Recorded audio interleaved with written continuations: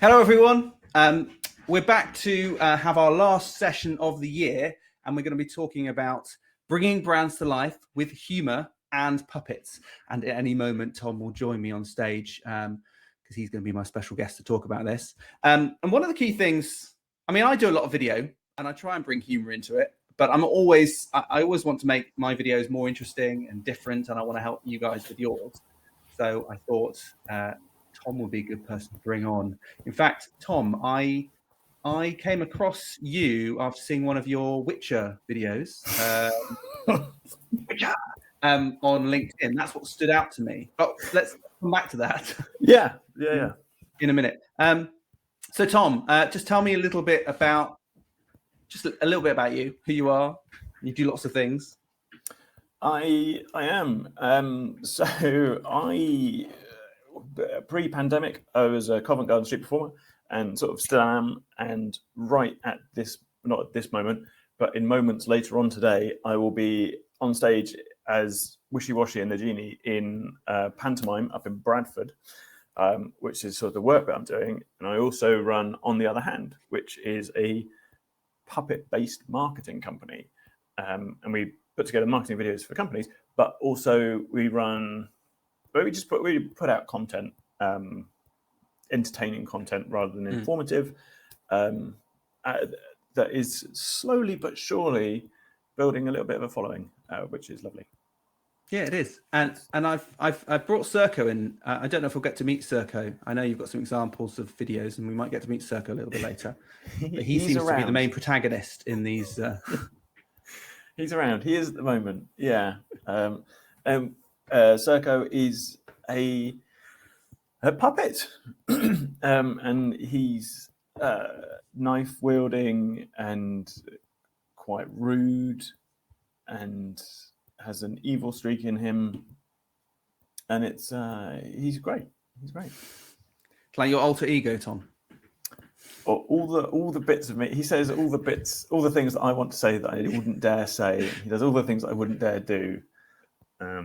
But that's It's lovely to have that little outlet. It is. I think it's really nice. I want to find out more about that. I've got loads and loads of questions. So this is going to be a slightly different format to normal. Normally, I bore people with a lot of slides. So I spend ages and ages preparing lots of slides and make that fill an hour, covering various different marketing topics. Hopefully, this session is just going to be finding out about how you use video, puppets, and how you use that to communicate. Just for people who don't know, so people who are joining us who are new, this is my club. It's the Inventive Marketing Club, and I do one of these sessions every single month. Usually they're quite interesting. Sometimes they're based on a question that someone's asked. I'll expand out and dive into a particular topic. Sometimes it's just a walkthrough of an application or a bit of software online. It's quite variable. Sometimes actually we've brought in some of the club members and we have a discussion about something. So it's quite varied. Lots of different topics and ideas, some strategy, social, SEO, video, lots of video. Video does feature quite heavily. And also we try and I will make this available as an audio version so people can listen to it while they're walking the dog, doing the dishes, all those sort of chores and stuff like that. So, Tom, if there's anything on screen, do describe it out as well. In fact, last session we had we did a topic on accessibility. I'm blanking on the guest. She was great. Charlotte. She was great, and she was talking about accessibility. But one of the things I realized as we're going through is I don't describe enough what's on screen. I often forget because I can see myself, I can see the slide, and I forget to describe it, but I forget about the people who are actually listening. So I'm going to try and do a better job of that in future. Anyway, let's go on to the discussion bit, and I'm going to get rid of these slides now because we don't want that all the way through it.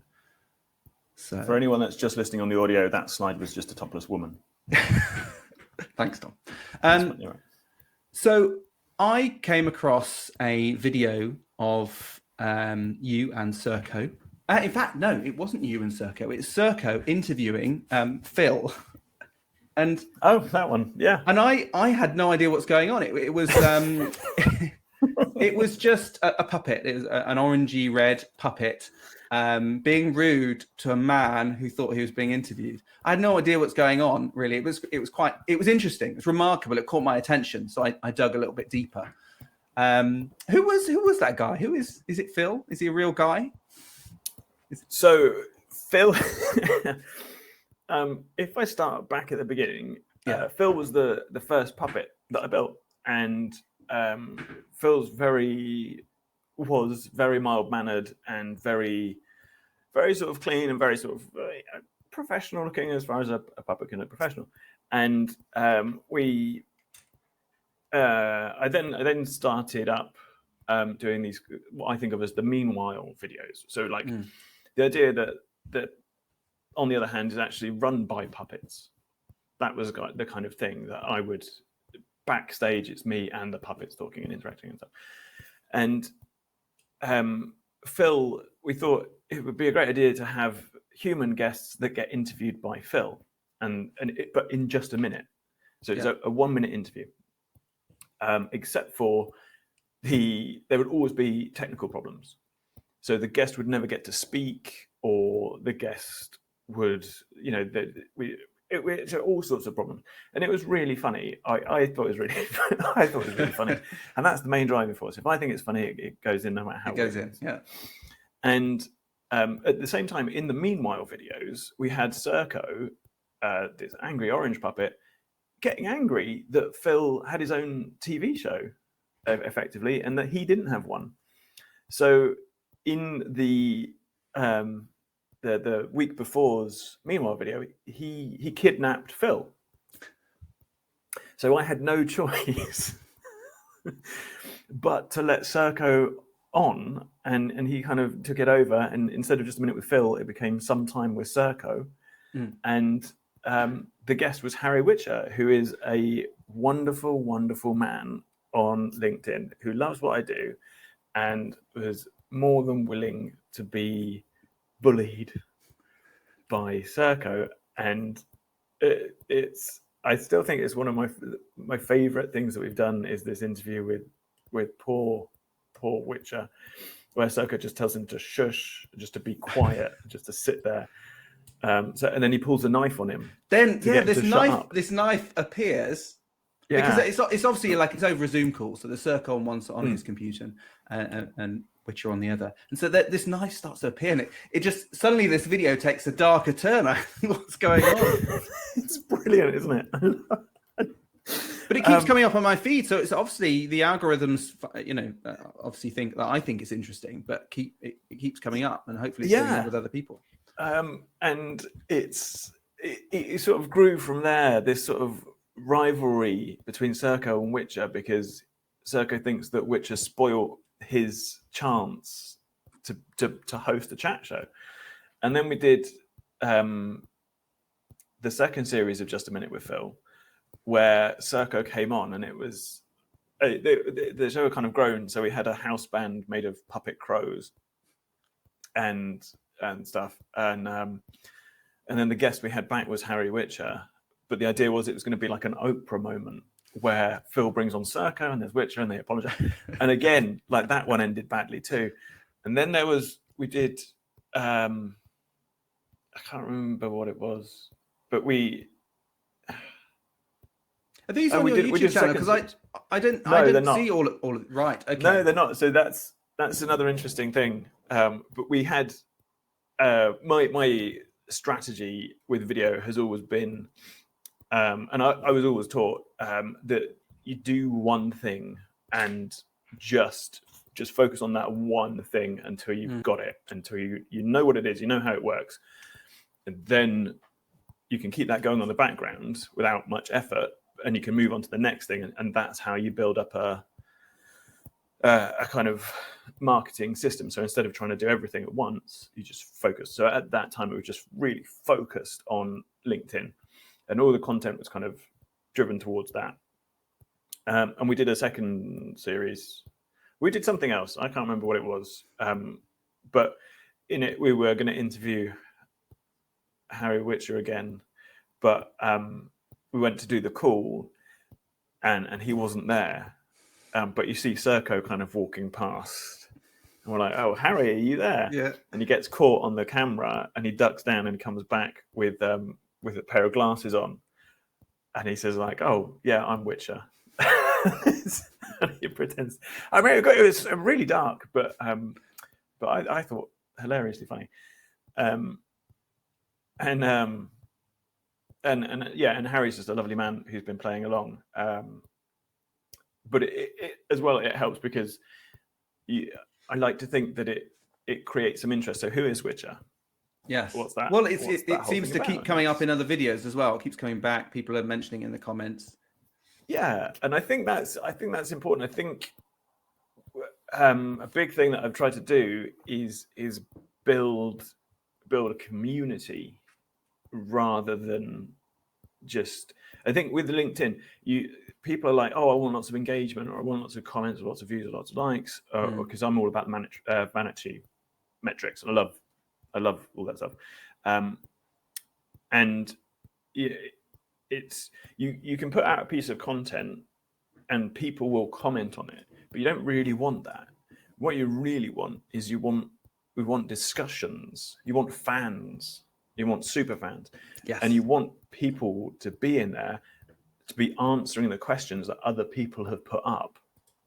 And so the thread is alive, and that people are kind of really engaging with it and with each other, so that they become a club, and it becomes a cool thing. It becomes you sort of build this tribe of followers rather than sort of a group of disparate individuals saying great video. It's and I have sometimes people come up with ideas for shows and plot lines and stuff like that, and it all sort of feeds in, and then every so often I hit them up for money. And so, how did you get to this point? What was your, this is where you are now with puppets, but what's your backstory? I mean, I searched for you online, and you come up in lots of different places doing street performing. There was, I found a YouTube video of you doing after dinner speech guidance.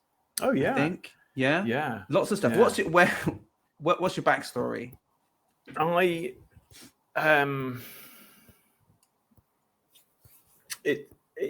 I've always enjoyed performing, and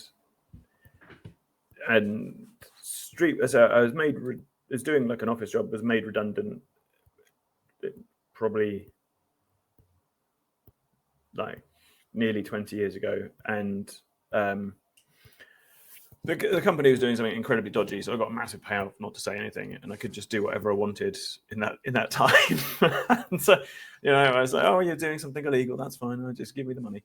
And it had this big chunk of money, and someone else had seen me performing at another event, just like a private event thing, and I'd heard them say, "Oh, this reminds me of Covent Garden," and I went along and I tried past the audition and became a Covent Garden street performer, and street performing brings with it a really specific set of skills, most of which is crowd work and just the ability to talk to people, talk to groups of people really effectively, and it just makes you a very good public speaker, and it gives you good understanding of basic group psychology, basic human psychology, how it all interlinks, and timing, and all this it's stuff. fascinating, because often when I've watched street performers, you're working against the tide, really. You've got a lot of curious people, but also people don't want to be pulled in too close, don't want to be picked out. So it often starts off with everyone far, far away. A lot of people passing very slowly, watching what's going on. So it's that drawing in, bring people in and creating that crowd that will then draw more people. And it's that sort of almost passing that tipping point. Yeah, absolutely. We're looking for that critical point at which you can stop building and it will happen by itself, sort of thing. And which again is sort of what I've been aiming for with this. But it's and so from that I was like, oh, what transferable skills have I got? And was the public speaking was one. And what was really making me laugh was I joined a couple of public speaking clubs and various organizations, and it had people giving advice who had maybe like were thought of really highly in this community of people, but who had only given like 100 hours worth of speaking, and that was someone that was senior. And I was like, on the street, I'll do that in a month. Like, and I've been doing it for 10 years. I've got this experience and this knowledge coming out of my wazoo, and these guys giving really bad advice to other people, and they're kind of this thing of like, we can teach each other, but no one's very good, so all you're teaching each other are bad habits. It's bad habits, yeah. And no one's kind of ever improving, because everyone's just going, oh, what did you think? And you go, well, oh, you didn't do this, and you said too much, and you didn't look, you said and and all this sort of thing, and it's like, no, that's all wrong. That's really, really wrong. Oh, you should try to be more. So you didn't last very long there then? Oh no, I loved it, and it was great because they would sometimes have competitions. Yeah, and I would just always win. And so have you got any? Because I like talking in front of an audience. I actually find this harder in some ways because there's no interaction. Although it's easy because you don't have to travel, and travel's a pain. But have you got any tips for speaking in front of people? I remember one that I was given, which was to just take a breath. Don't rush through it. Take a breath and just smile before you do anything. And just don't worry about it, because they want to be there. They're there to listen to you, whatever it might be, workshop or, stood up a networking session. Have you got anything else that's would be useful for people giving presentations? Yeah, absolutely. You're never giving a presentation. Never give a presentation. Okay, great. First tip. That's basically it. Instead, what you want to do is you want to have a conversation. You're having a conversation with your audience, because no one likes being talked at. Instead, people like to be asked questions, and they like to be prompted into things. And obviously, depending on the size of the group, it's this sort of, you can even go so far as, like, one of my favorite things is I believe that an audience should be slightly scared of you, because they need to be paying attention. They need to be focused. Yeah. And if they feel really comfortable, they're not going to be fully focused. Whereas if they're like, oh, he picked on that guy. Oh, I see. You want the adrenaline pumping a little bit, just a little bit. You want them to be a little bit more focused. And the best way of doing that, I think, is if you're in a small group. Like I say, it works less well in a larger auditorium. But if you're in a small group, like a networking meeting or something like that, you say, sorry, Steve, you look a bit confused. Is there something that you want me to go back over? Even if this poor guy doesn't look confused. But you're still like, just so they know that you're watching them. Yeah. As well. And it keeps them a little bit more on edge. And you can pull people, and all of a sudden you see people do this. Lean forward, yeah. Yeah, and you know that they're a bit more engaged. So that would be a big thing. It's a conversation. You're never just talking at people. And actually, I should mention, we do have a few people watching live. They're very good. Normally they wait for the recording, but I've got a few people. Do say hello, and if you've got any questions for Tom as we go along, put them in the chat. That would be lovely. I'll start it off, shall I? I'll put something in the chat. Oh, you're going to put a question for yourself in there. That's a good idea. See, I don't want to be rude and call them out. Hello, talk to me. Oh, thanks, Tom. That's very nice of you. That's all right. I could name some names. No, I won't do that. I won't name Nikki, Nancy, or Karen at all. No. Oh. So hello. Okay, that's a good one actually. Hi Nikki, thanks very much. I know they've kind of all finished for Christmas. I was like, yeah, come on, this would be really interesting. So that's quite interesting. So getting, I like the way you can get their engagement a little bit more by picking on a few people. So it really makes them sit up. I think that could probably work for something short. If it's longer, I think they might be on edge, a little bit worried. Certainly I would. No, you want that. Yeah. Well, I'll give it a go. I'm doing a presentation. So normally I'm really nice to the audience, but I'm gonna pick on them a little bit. So I'm doing a presentation next year. My first in person, actually second in person. So I'll give that a go. Anything else? Just a little bit. You never want to as well kind of move around. Move around and be using the space, be kind of dynamic within it. We're in because video is so prevalent, and as is TV and streaming services and all this stuff. We're getting really used to the idea that we have multiple views and stuff, multiple angles and stuff like this. So we really used to getting our information from dynamic pictures, and you just standing behind a podium or just standing rooted to one spot. They don't have that picture. So actually moving around is a good thing, is a useful thing. And as well, the big one is around slides. And I personally hate slides. Oh, I do like a slide, but not too many. Yeah. I think the best slideshow I ever saw had no words and was just pictures. I think the problem with the slide is that people fall into the trap of just reading the slide. Or even worse, having words on the slide, a lot of information on the slide, and then talking over it. Yeah, isn't that the worst? And they do this. They turn around and look at and you can hardly hear them. It's awful. Yeah. Or you're trying to read the slide and they're telling you something else. Exactly. And you're like, which do you want me to do? I can't listen to you and read the words on the slide. Which is more important? So if you're going to use slides, I mean, the worst one, actually, I was delivering training at a big company, international marketing, web, the things, to their technical team. And I was like, okay, so, how does it work? Well, we play them this video, and then as the video is going along, we'll explain what's going on in the video. I'm like, what do you mean? And they're like, oh yeah, no, so we'll sort of talk over the video as, and I'm like, what? So you've got the sound playing from the video and you're trying to explain to them what's going on in the video. And they're like, yeah.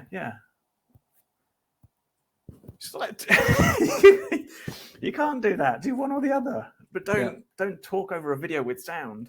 You're just confused. That's why you're losing sales, because no one's got any idea what's going on. Do one thing at a time. Yeah, keep their attention. Those are the big things. Yeah, absolutely. Yeah, it is tricky. But you were alluding to with YouTube, your YouTube and LinkedIn experiments. A lot of it is you just have to try it, and the more you try it, the more you experiment, the better. Yeah, I think so. And the beautiful thing is that each time you put out a video, it's a chance to experiment, but it's never going to come back and bite you. It's not like you only get a certain amount of space on YouTube. So you can just keep on trying things. And I think it's too easy to fall into the trap of just doing what we've done before because it's easy. And there's a video that I think we've got sort of queued up.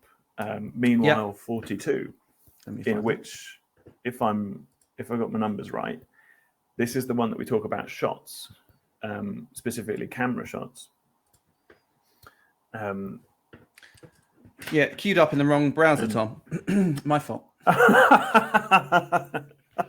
Oh, okay, that's all right. We're on Edge instead of Chrome there. That's what we found earlier. Too much techie stuff going on. Here we go. Let's share that. I'll pop into the comments. Yeah, I did see a lovely comment from Nancy. Naturalnext.bbc. Thanks very much. Is that like a news program? Am I going to be on arguing with some politician on the morning news program on Radio 4? I'll happily do that. I think you'd be great at that. I think you've got the voice for it, haven't you? Yeah. You know what? I would worry so much about being on every time, and I do it even with presentations. Just constant worry. It's fine once you're doing it. It's absolutely fine once you're in the flow of things. It's fine. It's just every single morning I'd feel sick. But thank you, Nancy. And Nikki says, can't wait to meet Sirco. Well, I'm hoping Sirco will be along at some point. You know what he's like. He will be, I think. He will be. If we go, I think it was, 43? 43, that's the one. So currently all the videos start with the same slides. So it's that one, and then we have something to give context to the time. And because there's no sound, what's going on? Sirco is basically going, we have a joke here. I can't remember what this one was. It's about, I actually watched this recently. It was about having more dynamism in the shots. Oh, yeah. But I mean, I think there's an initial joke. But, or maybe I'm thinking of another one. But yeah, we'll go on to talk about shots, and Sirco saying we need to up the production value. So we'll switch shots. So this is a close-up shot. And then we go to a wider shot. And now he's going to ask for a full body shot. That's me disagreeing and him saying, no, give me the full body shot. Me sort of giving in, I think. Looking defeated. Yeah. And we go to cut to the full body shot. And but the kind of the way that we would shoot them normally is just me and him against. It's a shot of him looking towards me, and then a shot of me looking towards him, and like you saw earlier on in the video. And yeah, I like this one. So this is a typical. Oh yeah, this is shot at home. So you see, it just cuts back and forth, and it's kind of more standard and more conversational. But again, a little bit. So again, we're messing with the standard there because he's directing his comments straight to the audience. I'm trying to remember. There was one. What happened? There was a good one. There was a joke. I can't remember exactly what the joke was, but it's talking about what we'd missed at the beginning of the episode, where you're both naked. Yeah. And then you say, "Oh, don't worry, the video loops." and so you do get a picture of your top half. But I won't ruin the next bit, which is very funny. Yeah, so I think it's. Sorry, this must be for. I don't know if anyone who's watching has actually watched any of these videos, and my apologies if this seems like we're just talking about Tom's videos and you have not watched them. But honestly, they are funny, and they get funnier the more you watch, because there are little jokes that run between them. But I think my original point was what it's letting us do is mess around with shots and try different things. Yeah, and I think that's really important. Is that when you start off using video, you might start off just delivering something direct to camera, and then the more you do that, you're like, you know what, I hate this. I absolutely hate this. And at that point, you can either go, so I'm going to change it, or I'm just going to stop it. And I'm a strong advocate of changing it and just trying it and running it. You know, you do something 20 times, give it like 20 goes in a particular way, and then try something different and see what catches and build on it and use it. And the wonderful thing about video is that there are so many ways you can change it. And a lot of people. So recently I saw a video on LinkedIn, and this guy was like, "Oh, I bought a new camera, and here's my first video." And then he spent like 4 minutes talking about SEO and stuff that I would normally be quite interested in, but just straight on to, where's my camera? It's here. Just straight on to camera like this for 4 minutes. And I died inside because it was really boring. Whereas what you can actually do, and this is such a good tip, is if you tilt your camera and you talk like this into it, this way from the side, what you can then do is, using one piece of footage, you can cut it, you can flip it so that it then looks like half the time you're like that and half the time you're like that. So everyone's like, "Oh, he's up the production value because he's using 2 different cameras." Yeah. What a great tip. Yeah, that's a really good one, actually. And this is what you have to, like the next level cheating is on half of those clips. If you, so I use a program called Lightworks, which is free for YouTube level videos. Lightworks. Lightworks. It's www.l.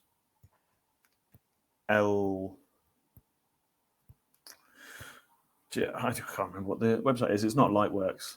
But if you Google Lightworks editor. Yeah, it's coming out. Hollywood get creative video editing software that can change the way people see the world. Well, that's a hell of a statement, isn't it? Well, they did, King's Speech in this from a few years ago. That was edited with Lightworks, and it's a powerful editor. But in that you can flip, and then what you do is you adjust the master. What do they call it? The master zoom, basically. And if you just adjust it by like 5%, it looks like the same shot has been taken by a completely different camera, and you've got a slight close-up. So all of a sudden, you've got more dynamism in your shots without having to record it twice. I've seen that there was a YouTuber talking about that, where they were talking about how they edit videos, and one of the things they didn't like is silence.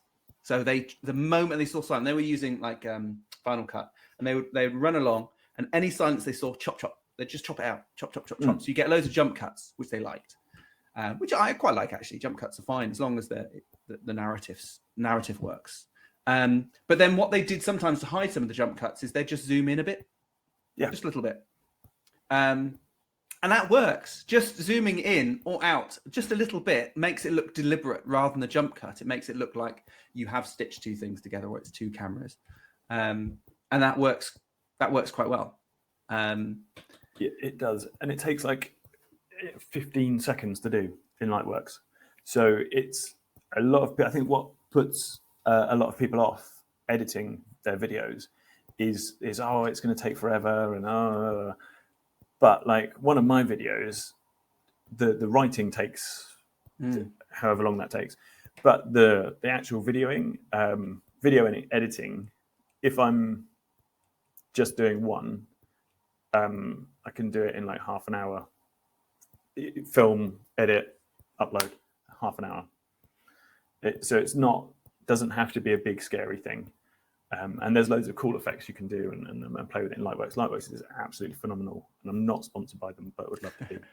So if there's anyone you were saying out there... before we spoke, you were saying about that a video is like writing a blog post. Oh yeah, it's very similar.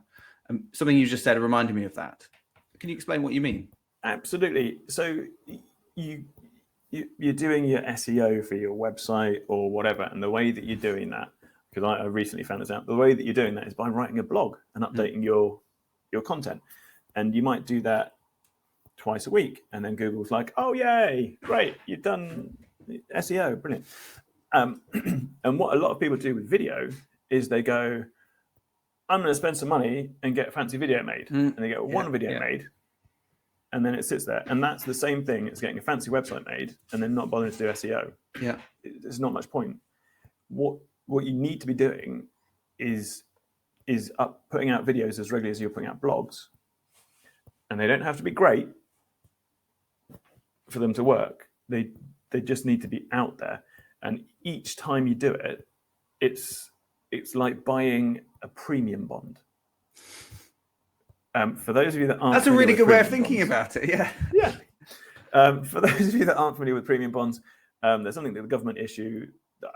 I don't know. I think I've recently bought some, and I don't know if they changed, because it was always like £100 you'd have to buy, but now they're saying it's like £1. But anyway, the value of the premium bond doesn't change, so it will still be worth what it's worth, but you stand a chance of winning a prize. And the more premium bonds you buy, the more chances you have of winning a prize, potentially a big prize. That's exactly what it's like.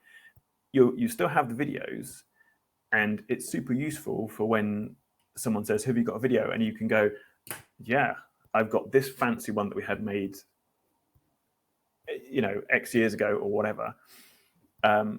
You've still got that. Whereas a lot of the word content that I've created in the past, I don't know where that's gone. It's just gone. somewhere on the internet. I've got no idea where that is, but I keep a track of the videos because they're easier to track.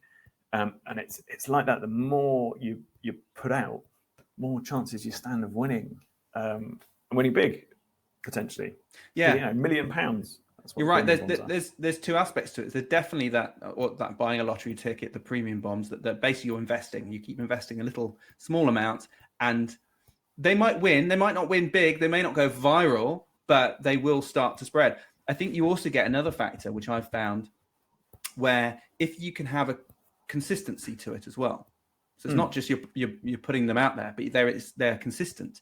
It's almost like every single one that goes out just nudges the wheel of SEO a little bit more, or the algorithm. It just nudges it a little bit more, a little bit faster, and you not only keep the momentum up, but it increases the speed of it. And what I've found is that YouTube will start to, certainly on YouTube, I'm not so aware of how other algorithms for like Facebook work, but particularly with YouTube, it will start to surface your video more in search if you are sharing more frequently. Now, there are obviously other factors, but it's quite remarkable. If you look at some of the YouTube stats, it shows you every single time on the timeline when you release a video. And it's quite clear to see that if you start releasing the videos more, it starts to go up in search, and then you start to get more views, which gives you more search and more visibility, and then it starts to skyrocket. Hopefully, that's where you get that. Absolutely, going viral. It is brilliant to see that happening, and just 2 minutes. I think a video is so powerful and so wonderful, and when people forget that it's just a minute. And people forget that YouTube is the second biggest search engine after Google, so it's definitely worth playing that video game. And seriously, just stop. Sorry. So it's a big thing, and YouTube actually scans your videos for the words that you use. So you don't even need to be kind of filling out lots of tags, and it's not even a difficult process anymore to get it to pick up what your content's about. So yeah, it's brilliant. Well, I'll show you, Tom, if you want. If you just stop. If you need to take a minute. Sorry. Yeah, I'm just gonna. Sorry. No. Sorry. Can you just stop? Well, looks like Tom is busy. Yeah. Oh dear. Hello, Sirco. Yeah. Well, actually, I'm glad you came on, because I wanted to ask you this question. I've been this. Yeah. I've been chatting with Tom. Frankly, a little bit dull. I was going to ask, where did you meet him? Oh, it's a long story. He has moved into my house now. Has he? It's a bit uncomfortable sometimes. He is a very bad house guest. Yeah, I can imagine. Yeah, what's it like working with him? I don't know how you managed to do that. No, he is very lazy, very poor worker, really. He likes to think that he's all that, but he's not. Yeah, he seems to hold you back. I've been watching a lot of your videos recently, and you know, I like your style, Sirco. Thank you. But Tom really he's holding you back. I mean, are you looking to working without Tom at some point in the future? It sounds like you want a job. I'm not in the market for another human, but I could always use another intern. Oh well, Do you make coffee? I make good coffee, actually, very good coffee. Yeah. Yeah. Steve, you're fired. I have another intern. Yeah, I'll sort you out for that, Sirco. So, yeah. Sirco, what's in the? Yeah, I'll make your coffee. Hold, I've got some coffee right here. Do you want to come and get it? On the way. Just before you go, Sirco. Yeah, I've got a lot of people watching, by which I mean 3. they're all very keen on knowing a little bit more about why you do the videos. Where's your inspiration come from? They are all topical. All the videos we make are topical. I spend a lot of time reading the news and things like that. And so we do topical content. Maybe not always topical for everyone else, but topical for us. Yeah, well, they're very good, Sirco. I enjoy them. You better put Tom on, otherwise he's going to get, he's going to feel lonely. Come grab a coffee. Okay, coming for coffee.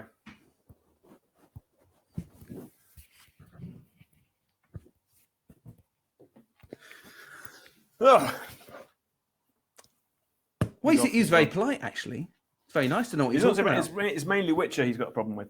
Yeah. It's mainly People very nice to me. Thanks for doing that. That's all right. Do you,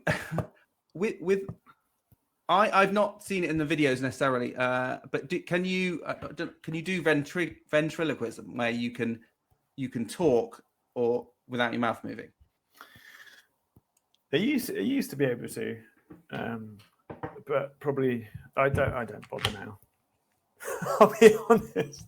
With video, you don't have to. You don't. The way you create the films, you don't need to do that. I don't need to, so that's fine. And what always surprises me about the video content is how much people love puppets, and they do, because puppets are great. And you can.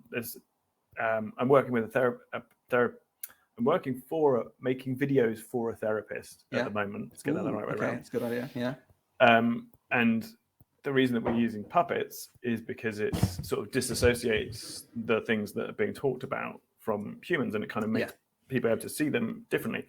And so the puppets are really powerful in that that sense. And I think it just allows people kind of this to go kind of revert into a more innocent, childlike state, because they're like, it's puppets. That's great. And, who didn't grow up with the Muppets in some form or other? And obviously, Dark Crystal and Jim Henson is just sort of so pervasive through our world at the moment. Well, and you've even seen films that they're bringing puppets back, because CG can very easily replace puppets, but they lose some of the value you get. I mean, there is a certain style with puppets that you lose with CGI because it's perfect. And I know, was it one of the most recent Star Wars that the Yoda became a puppet again rather than CG, and it's a puppet, but it not only reminds you of what the original Star Wars, but it just feels right for Star Wars. And sometimes puppets, you don't think of them as puppets, because if they're done well, they have life, they feel real. Exactly. And I think it's just people engage with them in a different way.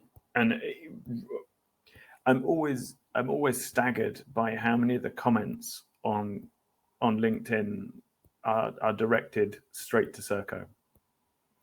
And sometimes he replies to people, and then they love that. And it's I mean, obviously, everyone is a fan of their own business or. Well, I don't think that's true always. I think you should be.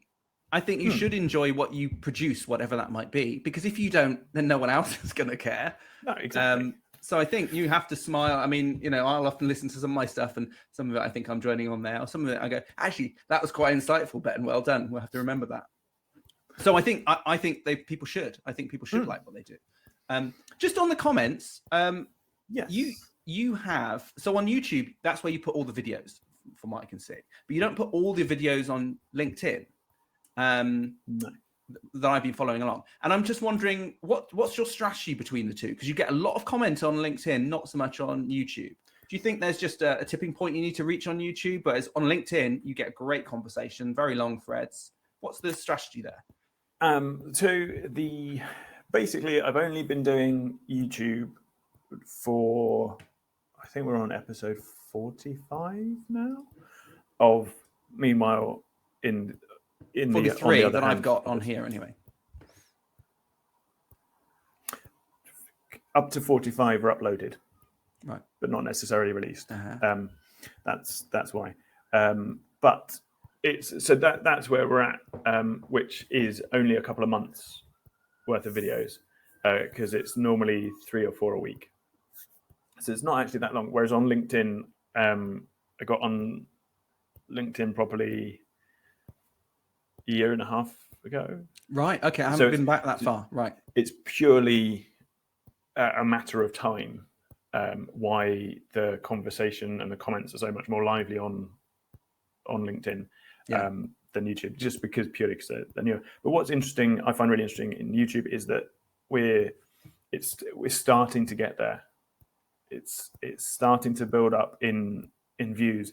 And I had a really lovely moment the other day where I looked at my analytics on YouTube, and I was like, oh, we've got 4 views, but none of them have come from subscribers. So it's all new people, and so seeing that it is working, and now my videos are kind of almost getting double figures when I put them out, whereas before they weren't, and it's a much slower kind of growth, I think, on YouTube, but it kind of feels more valuable just because obviously they have the monetization program, and sponsorship's a lot more common on YouTube than it is through LinkedIn. And for whatever reason, LinkedIn changed their algorithm a little while ago, and I lost like 400 views per episode.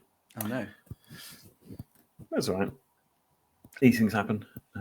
I know you've got to go to be responsible and get a booster jab soon. I just wanted to see, have you got any other tips for YouTube or LinkedIn specifically, in terms of, let's assume people have some great, fantastic content, plus or minus puppets, but they've got something that's interesting. They've got their multiple camera shots, or it's creative, it's lovely, it's engaging. What can people do? What tips have you got for people to put that out and engage the market in YouTube, LinkedIn? What's a good plan that's been working for you so far?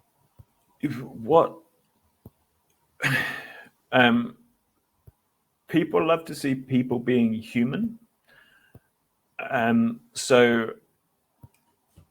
I think it's worthwhile having something in the text that lets them know kind of broadly what's going on with you and how it relates to the video, or alternatively doesn't relate to the video, if you see what I mean. So you're just kind of going like, here's my awesome video about,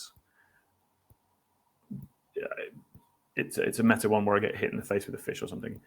But I'm like, oh, I'm also just about to head up to Bradford. Anyone about in Bradford? I give them a couple of different ways, but let them know that you're human and that stuff is going on. And I think, again, it's getting into the group and having a schedule so that people know when to expect your posts. Because my YouTube ones are now, so they go out Mondays, Wednesdays, and Fridays. The scheduled content goes out at 9 a.m. and and then occasionally other ones too. And I'm more lax on LinkedIn because I don't think it matters quite as much the timing, but the days. So they always go out Monday, Wednesday, Friday. And if I haven't posted by like 5 p.m, people start to send me messages saying, like slightly snidey ones, a bit passive aggressive, saying, oh, have I missed your post today? And it's like, come on. But that it kind of shows you that posting with consistency, and not just posting with consistency, but posting the timings of those posts, people do respond to as well. And there's one guy, I will always log on to read his posts, and he always posts just after 8 o'clock in the morning. So I'm always on the lookout for those. So I think we are creatures of habit, and we like those habits. And if you can build on those, I think that's really important. So I would say consistency, and it doesn't have to be. I think there's like a sweet spot of depending on what your content is. So I wouldn't put out a video every day. Some people do, but I wouldn't, because I think that's too much. I'm always thinking in the back of my head, how would I feel if there was another video for me to watch from the same guy every day? I don't think I'd like that. But 3 times a week, 4 times a week, yeah, that's enough of a break to and gives you something to look forward to as well. And that's about right for me. So it's all, I always think, how would I respond? How would I? Yeah, that's a good point. I think sometimes if it's too often, you can get sick of it. You can love it. You can gorge on it, and then you can get sick of something, however good it is. I think actually having to wait for something is good. It is a sure sign that when people are asking where something is, that it's good. Yeah, absolutely. And it's really nice. And I like the worst. I have these problems with what I do, and the little tribe that I've built when they're like, oh no, well Sirco wouldn't do that, and I'm like, and he would, and it's like this back and forth where like, oh, what if he did this, and I'm like, well, he wouldn't do that. Why would he do that? And it's very interesting. You kind of, I think when you create anything, you give it away, and it completely becomes other people's property. Yeah, and you have to be okay with letting it go and letting it. I've heard that before, and you just have to let it out there and let people do with it what they will, really. And if hopefully they love it and they'll want more of it. What do you? Just one thing before you go, then. What? Actually, 2 things. Very quick one. Oh, yeah. Okay. Yeah. What are you looking forward to do next year? And where's the best place we can find you online? The best place to find me online is definitely YouTube's, and I have put the link in the little message box. But for those of you on audio, it's www.youtube.com/Tom Tom Balmont Balmont. And the next year we have got some exciting things. I'm on LinkedIn Live, and I'm really looking forward to this.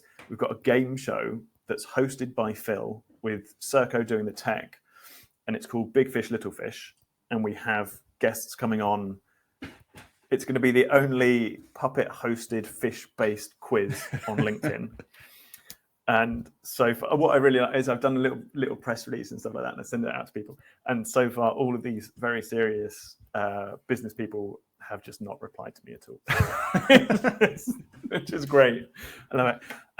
And then also on YouTube, it won't be on LinkedIn, on YouTube, I'll be playing Hero Quest with my wife and Sirco. And Hero Quest is a game from the late 70s, early 80s. It's like a dungeon crawler board game, Dungeons and Dragons thing that should be a lot of fun. And I think we're going to put that out on like a Sunday afternoon. So that'll be more of a. Yeah, I'm interested in that. I'm interested to see how you pull that off. Yeah, it's going to be interesting. I mean, my wife doesn't know yet. That's the other thing that will be super interesting. So we'll see how that goes.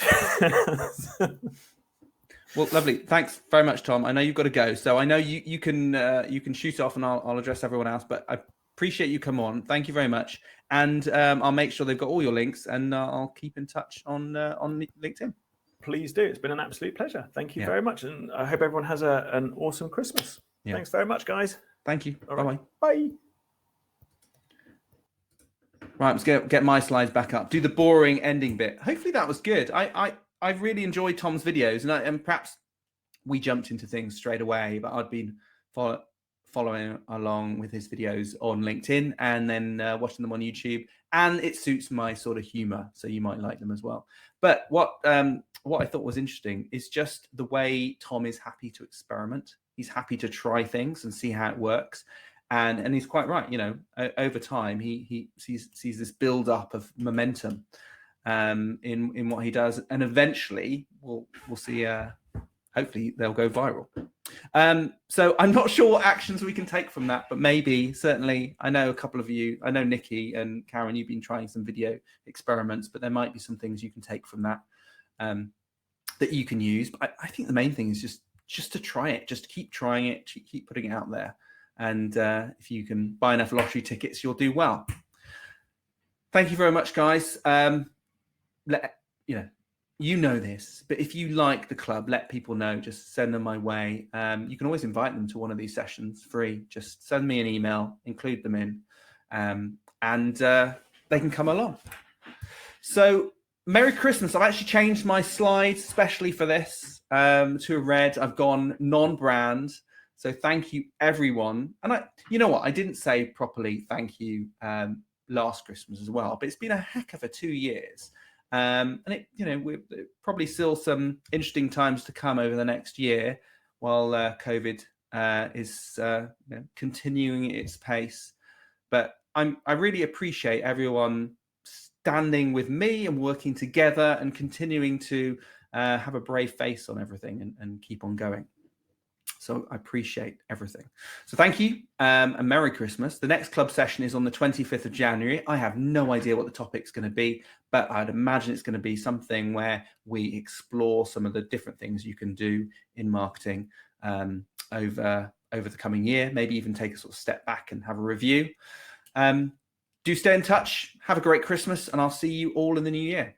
Bye-bye.